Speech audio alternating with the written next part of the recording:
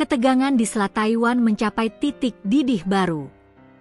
Dalam laporan pertahanan terbarunya yang dirilis Kamis, 10 Oktober 2025, Kementerian Pertahanan Taiwan mengeluarkan peringatan keras, Cina tidak hanya mengasah kemampuan untuk melancarkan serangan mendadak, surprise attack, di masa depan, tetapi juga menerapkan ancaman komprehensif. Laporan tersebut menyoroti bagaimana Beijing menggunakan taktik zona abu-abu, operasi non-tempur untuk memberikan tekanan, dikombinasikan dengan latihan militer intensif dan perang hibrida secara daring. Ancaman ini mencakup segalanya, mulai dari perusakan kabel bawah laut hingga penerbangan balon misterius di atas wilayah Taiwan. Menyikapi situasi ini, Taiwan berjanji akan menghabiskan 5% PDB mereka untuk pertahanan. Mari kita bedah detail laporan pertahanan Taiwan yang menyebutkan bahwa skenario invasi Cina semakin nyata. Taktik Cina, zona abu-abu serangan mendadak. Kementerian Pertahanan Taiwan menyebut Cina telah mengadopsi taktik pelecehan, zona abu-abu, secara rutin untuk menekan Taipei tanpa memicu konflik terbuka.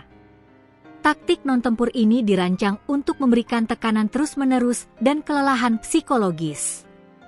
Contohnya, patroli intensif, patroli penjaga pantai yang intensif dan berdekatan dengan wilayah Taiwan. Perusakan infrastruktur, perusakan kabel bawah laut.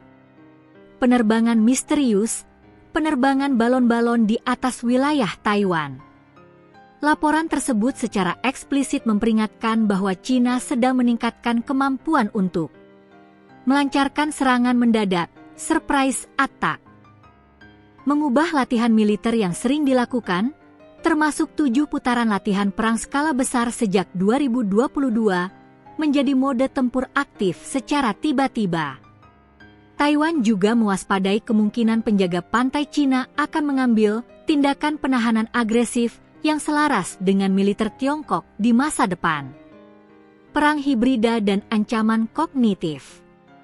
Ancaman Cina tidak hanya bersifat fisik, tetapi juga bertujuan merusak mental dan sosial masyarakat Taiwan. Perang kognitif, Beijing berupaya merusak kepercayaan masyarakat Taiwan terhadap pemerintah mereka melalui taktik perang hibrida secara daring. Ini mencakup disinformasi, propaganda, dan serangan siber terkoordinasi.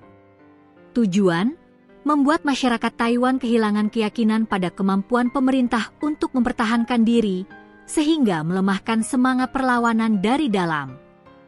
Respon Taiwan, modernisasi militer besar-besaran. Menanggapi ancaman yang disebut komprehensif ini, Taiwan meningkatkan kesiapan pertahanannya. Modernisasi militer. Pemerintah Taiwan telah memulai program modernisasi militer besar-besaran. Komitmen anggaran, Taipei berjanji untuk menghabiskan 5% dari produk domestik bruto, PDB, untuk pertahanan pada tahun 2030, sebuah peningkatan signifikan yang menunjukkan keseriusan mereka. Kedaulatan rakyat, Presiden Taiwan, Lai Ching-te, menegaskan bahwa Taiwan menolak klaim kedaulatan Beijing, dengan mengatakan hanya rakyat pulau itu yang dapat memutuskan masa depan mereka. Laporan pertahanan terbaru ini berfungsi sebagai pengingat keras bahwa meskipun latihan perang formal Cina tidak dilakukan setiap hari, tekanan militer dan perang kognitif berlangsung hampir tanpa henti.